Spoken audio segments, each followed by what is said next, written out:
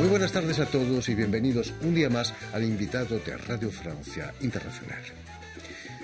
Los artistas mexicanos Avelina y Alejandro Fuentes Quesada acaban de inaugurar la exposición Extinción Continua en el Instituto Cultural de México de la capital francesa, en la que presentan sus esculturas muy relacionadas con la ciencia y los fósiles que se encuentran en abundancia en la región de su Saltillo natal, ahí en México.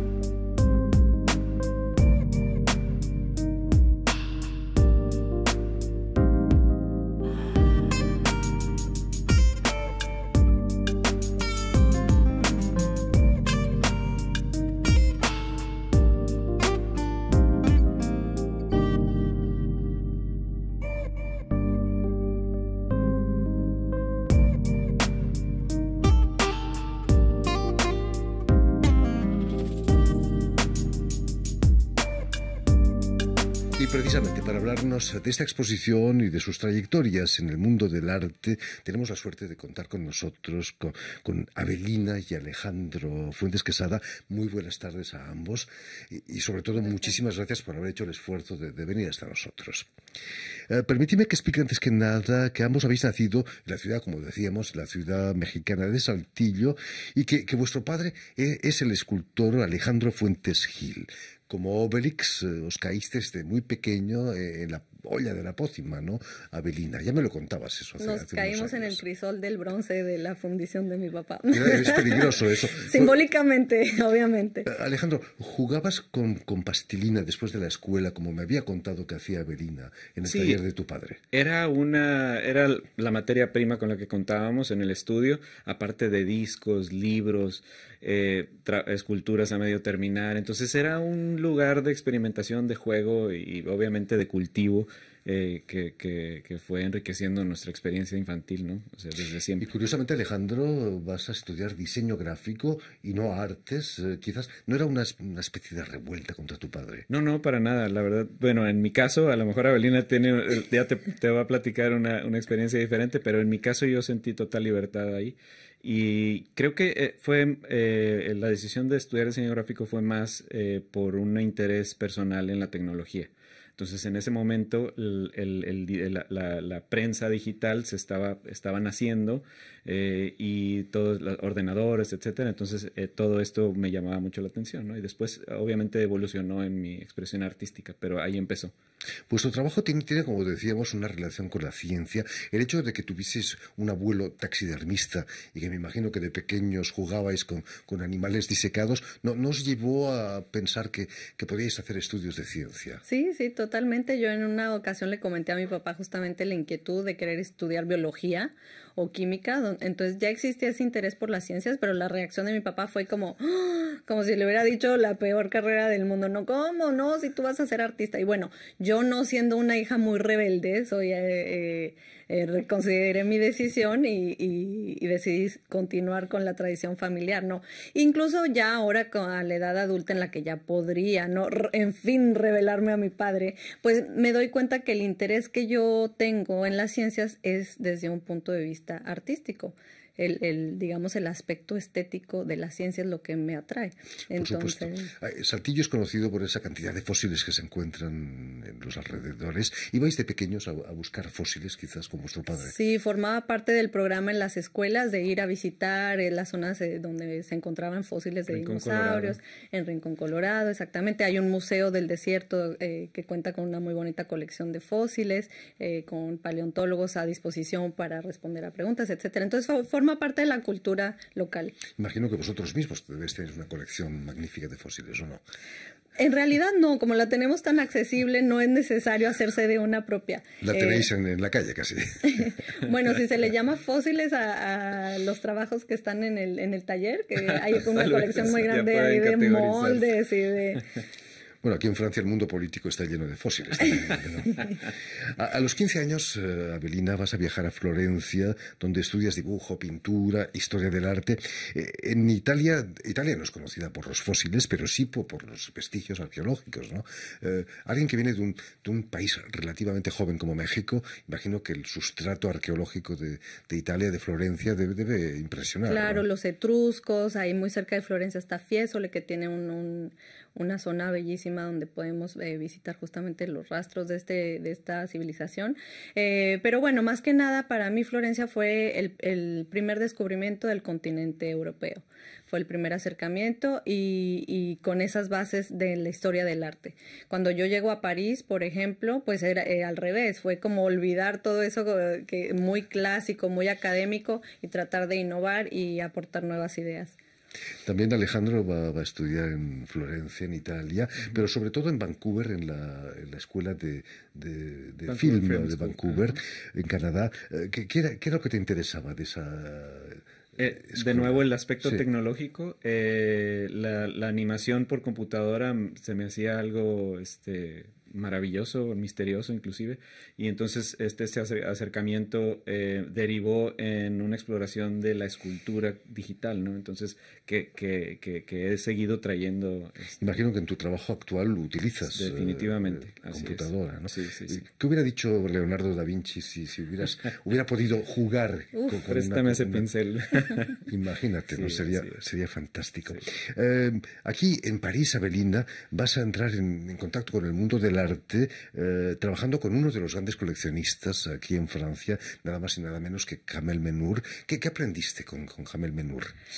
Pues como te lo comentaba, hace 5 años fue una experiencia súper enriquecedora, porque yo quería tener una visión interna de ese mundo del arte, ¿no? Porque muchas veces estás exterior a eso y efectivamente pude estar ahí muy de cerca con un mundo fascinante, muy dinámico, que me aportó muchísima disciplina, ¿no? Lo repito, era como una disciplina que muchas veces los artistas ignoramos.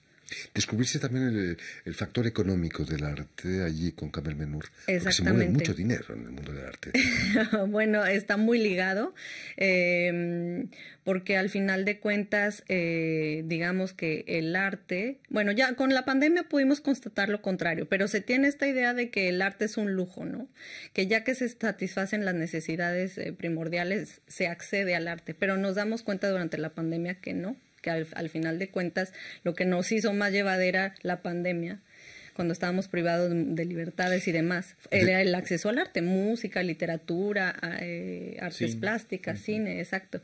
Desgraciadamente para muchos coleccionistas no es el amor al arte lo que les empuja a comprar arte, ¿no? A veces es algo económico. Pues mira, a mí me tocó ver, me tocó ver al señor Pinault, que impresionante, un señor, bueno, todo un personaje educadísimo, una de las grandes fortunas del mundo, ¿no? Educadísimo, saludaba a cada una de las personas que estaban presentes, así fuera el puesto más pequeño, más irrelevante, y me impresionó mucho esa elegancia en su persona, y él se le notaba que era un verdadero amor al arte, o sea, él mismo iba a las galerías a descubrir nuevos artistas, descubrir nuevas obras. Entonces, bueno, conoces también un lado muy increíble que no ves desde afuera.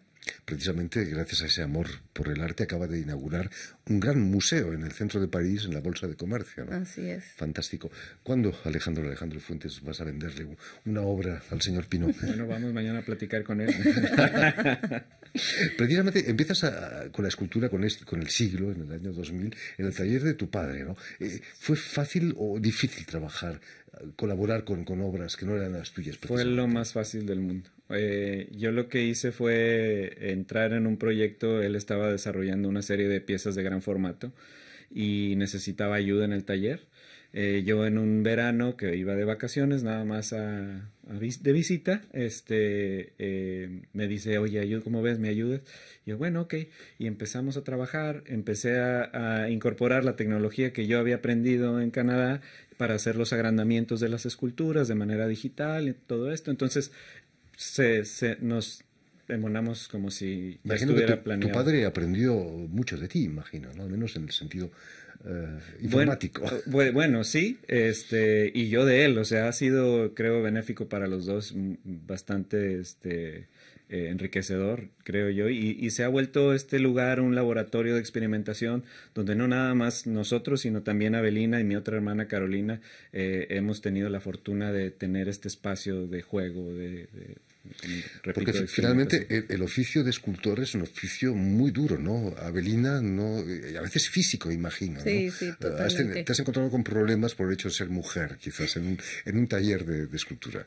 Bueno, obviamente sí es mucho esfuerzo físico y las limitantes o las imposturas de la escultura, que son los pesos, los transportes, el lado logístico, que puede ser más complicado que con obras bidimensionales. Afortunadamente cuento con la escuela y con el apoyo de este taller familiar. Y como sabes, en México pues todo es asunto de familia y pues para nosotros el arte es un asunto de familia. Perdona por haber dicho que era un asunto difícil para las mujeres, porque hombres como yo tampoco podría levantar grandes pesos. Perdona, volviendo a la exposición que acabáis de inaugurar aquí en París, en el Instituto Cultural de México, Extinción Continua, es un título enigmático, ¿no? Al menos el arte no está en peligro de extinción, ¿no, Alejandro? Así es. Sí, no, este título lo tomamos más bien del interés que tenemos, sobre todo en la búsqueda de un tema en común, de un interés en común. Nos dimos cuenta que tenemos esta transpiramos, digamos, ¿no? Este interés y esta influencia de lo que vemos y lo que nos rodea en nuestra ciudad natal, ¿no? Y buscando un título encontramos este ciclo de creación, de muerte, de destrucción, de vida, que se repite y se repite. Y ahí, como te decía, está flor de piel. Digamos que en tu trabajo utilizas mucho la astrofísica, la física de partículas. ¿Qué es lo que te interesa de esa ciencia? Bueno, en sí, los fenómenos que podemos observar a través de la ciencia son como que particularmente interesantes para mí. Uno de ellos es la astrofísica, la física de partículas, el comportamiento de estos elementos, de estos cuerpos celestes, la diferencia en dimensiones y sin embargo la similitud en sus comportamientos, los encuentro muy interesantes y creo que ahí también es un punto de convergencia con Nave. Te interesa mucho la ciencia también a ti, Avelina, ¿no? Sí, como lo que comentaba, lo que me interesa en la ciencia es estos modelos, estas representaciones que se han creado y el aspecto estético de estas representaciones, que son construcciones humanas, al fin de cuentas, ¿no? Quizás, pero todo está escrito en la naturaleza, ¿no? En el fondo, el hombre o el artista lo que hace es reproducir más o menos lo que está creado ya. Inspirarnos, sí, y hay siempre esta dicotomía entre el mundo natural y el mundo artificial, ¿no? Artificial, de artefacto del arte, ¿no? Lo que convierte al final de cuentas una cultura. Y entonces todas esas cuestiones están dentro de la temática de la exposición, tanto como en los procesos creativos. O sea, también en el taller tratábamos de aportar una nueva mirada a lo que ya se sabe hacer en el taller, de qué manera nos podemos renovar, como materiales que a lo mejor habíamos ignorado tienen potencial para un nuevo uso, que es el caso de algunas de las piezas de la exposición. Y entonces muy ligado también a esta cuestión de tradición, o sea, sin tradición no se puede innovar, pero rompiendo esquemas tradicionales se puede innovar. Y bueno, todo este vaivén entre tradición, innovación, entre destrucción y creación, y queríamos que esa fuera como la tela de fondo que está ahí debajo en nuestras obras. Hablando de tela de fondo, Alejandro ha logrado representar la deformación del espacio-tiempo por una supernova. Así es. Increíble, ¿no? ¿No da un poco de vértigo meterse en esas honduras? Pues bueno, sobre todo me parece muy misterioso, ¿no? O sea, ¿cómo es posible que un cuerpo tenga tal poder de deformar el espacio y el tiempo, ¿no? Y que no podamos observarlo si no es por cómo deforma la luz. Entonces, para mí es un... y por eso el título de la pieza en particular, esa de la que llamas, esa de la que hablas, que es Interferencia espacial. Interferencia espacial, y otra también que está en la sala 2, que se llama Murmullos desde el vacío, que es apenas, eso hace referencia, ese título hace referencia a que apenas entendemos, alcanzamos a vislumbrar la verdad del universo, ¿no? Además hay texto en la exposición, una voz, poesía. ¿Quién es la poeta que os ha puesto? Así es, Claudia Luna Fuentes, que es una poeta también de la región de Coahuila, de otra ciudad que se llama Monclova, donde aún la presencia del desierto es más imponente, y su tema de predilección es justamente el desierto. Entonces fuimos y escogimos algunos fragmentos que considerábamos que nos ayudaban a acompañar mejor las piezas, porque queríamos hacer una invitación al público parisino a descubrir una región de México que no es tan conocida, ¿no? Que no forma parte al menos de este imaginario folclórico de México. Queríamos enriquecer un poquito esa idea.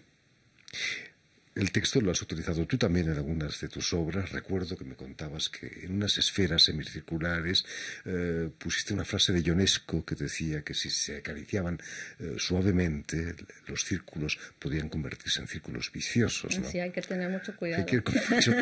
No, y efectivamente la esfera es una figura recurrente en mi trabajo y también en el de Alejandro.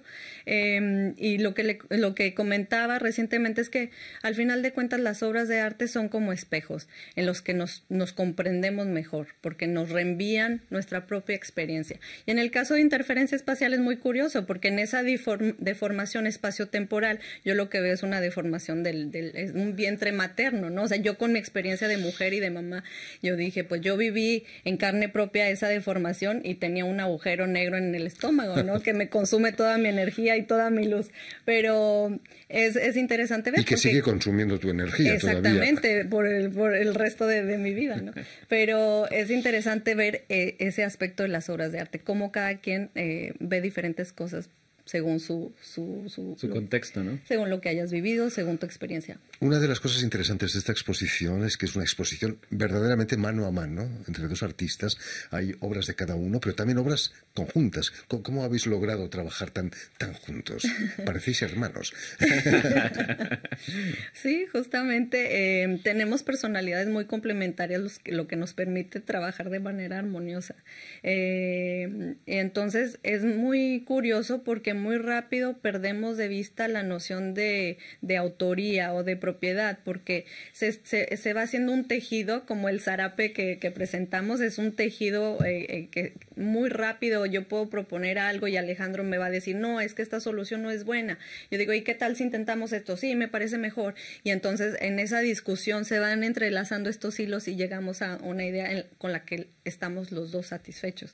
Imagino que vuestro padre, Alejandro Fuentes, debe estar muy feliz, ¿no?